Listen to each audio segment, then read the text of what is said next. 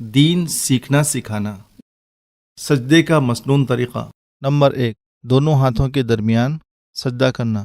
Number 2، سجدے میں ناک اور پیشانی دونوں کا زمین پر رکھنا۔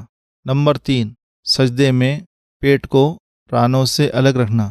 نمبر 4، پہلوؤں کو بازوؤں سے الگ رکھنا۔ نمبر 5، کوہنیوں کو زمین سے الگ رکھنا۔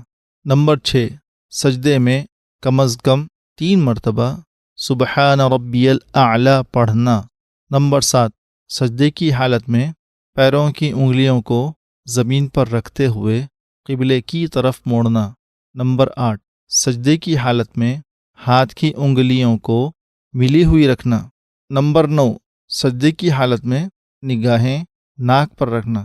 نوٹ: دونوں سجدوں کے درمیان اطمینان سے بیٹھنے کو جلسہ کہتے ہیں۔ یہ جلسہ واجب ہے۔